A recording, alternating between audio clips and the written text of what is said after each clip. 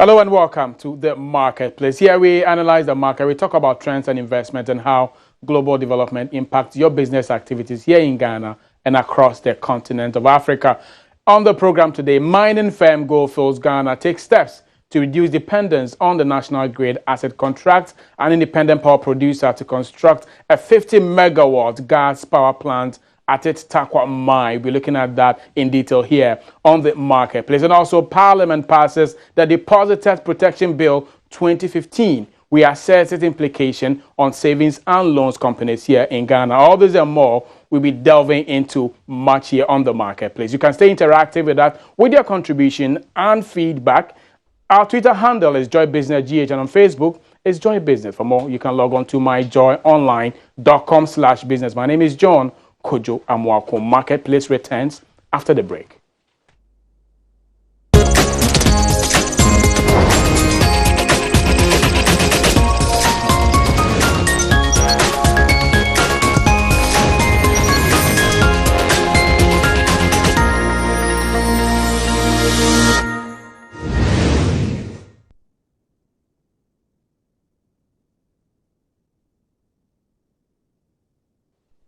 You're welcome back. And our first story, mining firm Goldfields is taking steps to reduce its dependence on the national grid for its operations. To this end, the mining firm has contracted Gensa, an independent power producer, to construct a 50 megawatt gas power plant at its Takwa mines, which should be ready from next month. The mining firm is expected to use about 36 megawatts of power, whilst the remaining will be fed into the national grid for other consumers. David Johnson is the corporate affairs manager at the Goldfields Ghana.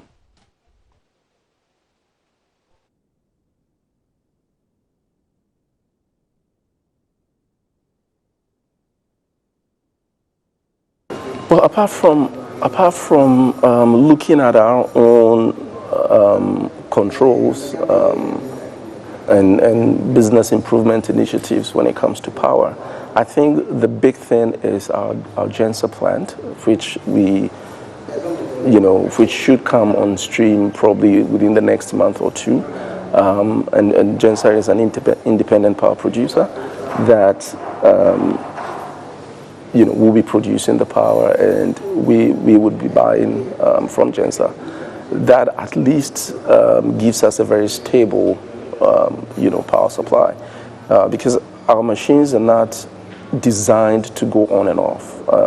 Sometimes it takes quite a bit of time even to get them back on once they go off, and these are all production hours that we're losing if we keep going on and off. So having a stable power supply is something that would really help our business. Not going to fine details, but what megawatts this company producing? What kind of power? Is it the thermal? Is it gas? Is it the solar? Is it the, what do you call it, the coal power? Or what kind of arrangement is it in terms of supplying you this power? It's a gas powered plant. Initially, the idea was clean coal, but I think that at this point it would be fueled with gas. My understanding, and this might not be accurate, but my understanding is that the plant in Takwa, for example, would be producing about 50 megawatts of power. We probably would be using about 36 or so, and so the company would sell the remainder, put it back on the national grid. And how do you expect this whole arrangement to impact on your operations? Well, it gives us stability for sure, and once you negotiate a tariff, you know that at least this is a tariff that you're going to work with, for a long time. So it gives you a certain level of stability, and I think that investors in general, and particularly for the mining sector, we like that kind of predictability. We know that power is going to be, this amount, and it's going to cost us this much. It's going to be stable over this period of time. That's something that gives us comfort when we are making investment decisions.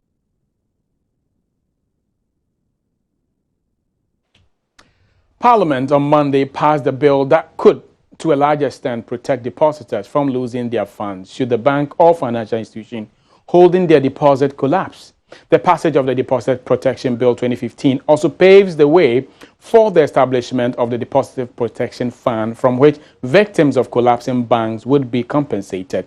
The Finance Minister, Seth Terkper, says the bill will avert a recurrence of recent microfinance bust in which several depositors lost millions of Ghana cedis after the collapse of companies such as DKM. Here is Elton Brobe's report. Banking analyst Nana Otuachampong joins us on the line to also look at that. But before then, let's take a look. Let's take a clip from Parliament as to exactly how this particular negotiation is actually panned out.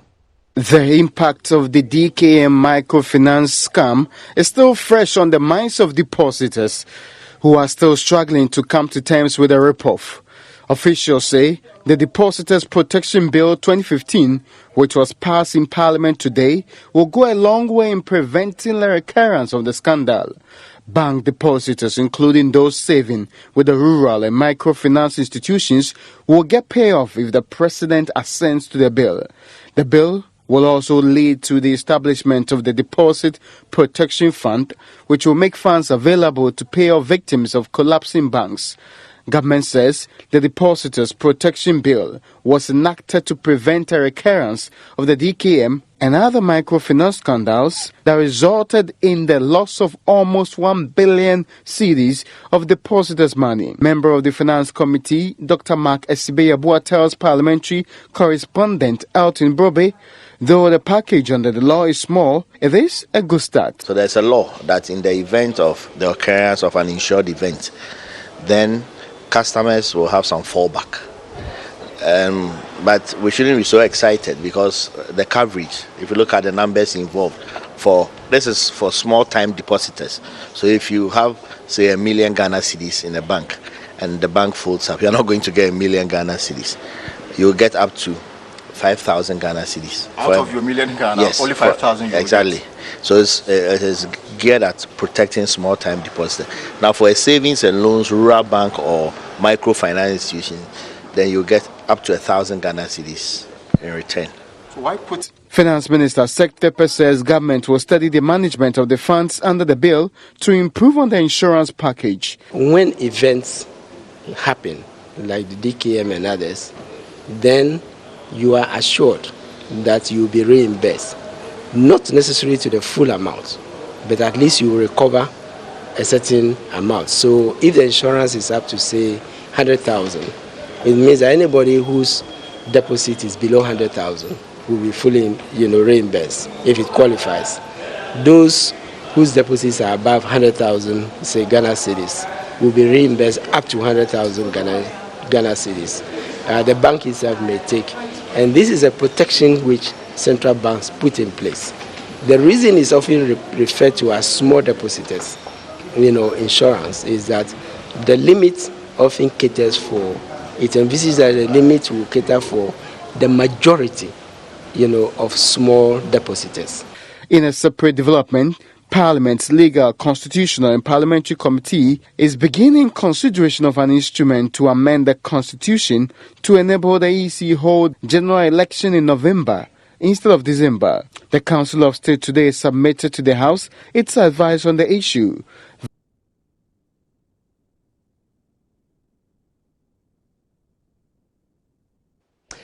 Now, still on the Depositors Protection Bill passed in Parliament yesterday, we have the Executive Secretary of the Ghana Association of Savings and Loans Companies, Unit Brako Marfo, now on phone to tell us what exactly it is, the impact on the operations of savings and loans companies. I don't know whether it's Miss or Mrs. You're welcome to the marketplace. Thank you exactly so much for having me. What exactly does this particular bill bring to the industry, especially the savings and loans environment? Okay. First of all, I'll just say thank you and also my regards to your listeners. This protection bill actually serves as a protection, of course, because it's sort of an insurance for the sector. Eventually, all clients of savings and loans companies would be insured against any mishaps should anything happen to a particular company. But at the same time, it has some consequences because it groups every specialized deposit taking institution in one and the banks in a different angle. Okay. It means that the banks would have to pay different premiums compared to that of the savings and loans companies and, of course, the other microfinance companies that are out there. Okay, so my question was, what exactly does it bring to the environment at a point in time, especially with the microfinance institutions? A lot did happen there, which actually led to losing of millions of Ghana cedis of depositors' money. I'm sure this is basically to sort of like sanitize the environment and also give confidence to the investing public to have confidence in the banking system. Is that not the case? Yes, it's supposed to do that. It's supposed to actually bring sanity and to protect the clients, for them to know that if there's any loss or anything that happens, like the DKM issue or other companies that have gone down, anything like that happens, they're going to be protected.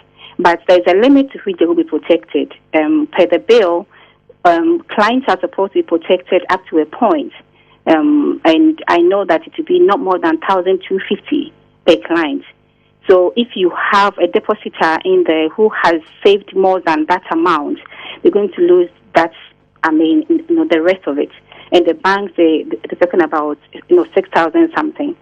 So it has a good effect in terms that those that are small clients, deposit holding, are going to have their protection. But how about those that are big? Because, we're talking about companies that might have might have deposited in there. So it has a good effect and a bad effect. Okay, let's concentrate a bit on the bad side of it. Is it also possible, because let's say if I'm a client of Bank X or Bank Y, knowing exactly that my deposit is only insured to the tune of about 1,200, as you just alluded to, does it mean that depositor would also have to strategize? So I would sort of like spread my money across the banks, maximum 1,200. So in the event the bank goes down, at least I know I make my money and I don't lose anything.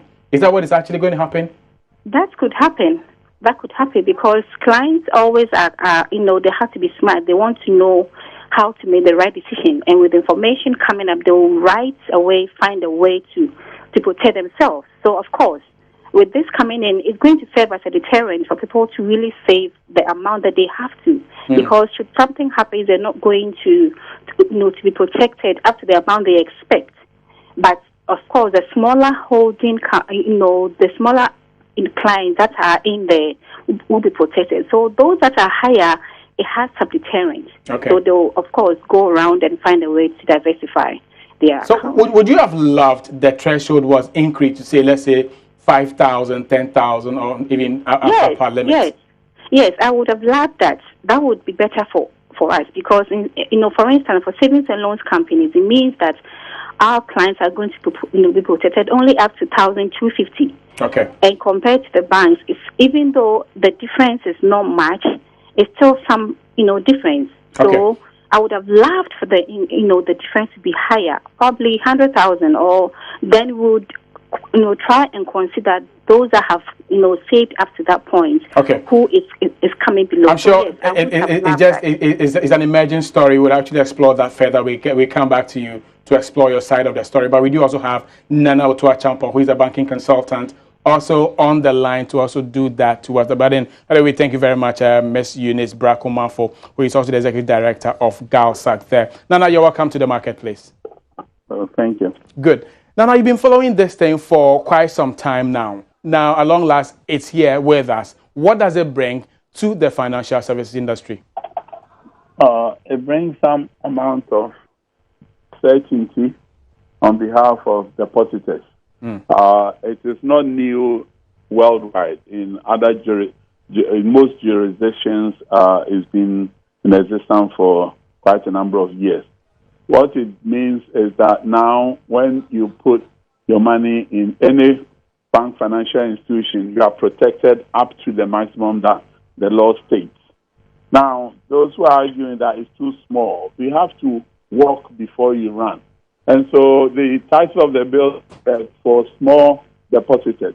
Presently, there isn't anything at all. And so whether you're a small or big depositor, you don't get anything if the bank goes down. But with this one, you get some protection of a sort. So I think it started on the right footing, and as time goes on, we can increase. Mind you, it is also got a direct correlation with the premium you pay. So if somebody is asking for the limit to be raised to 50,000, are they prepared to pay the insurance premium? Because this is not a one-time premium sort of thing. Every year, the premium will be paid directly by the bank, and then they will claw back from depositors. Okay, Nana, so, just a rude interruption here. Who pays this premium you are alluding to? The banks directly. The banks will make the payment, and then they will call it through either the rate of interest that they will pay on depositors from the customer. So eventually, ultimately, it's the customer who pays.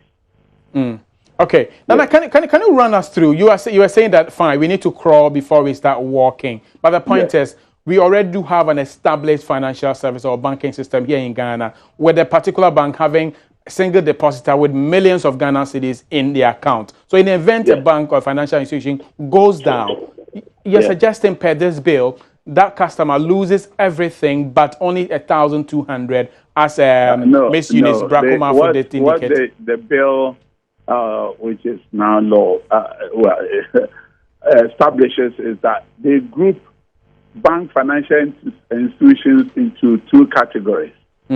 There's one called Fund A and second called Fund B. Fund A is all the universal banks, of which we have 29 now.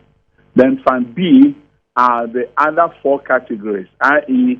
savings and loan companies, rural banks, microfinance institutions, and now finance houses. That is Fund B.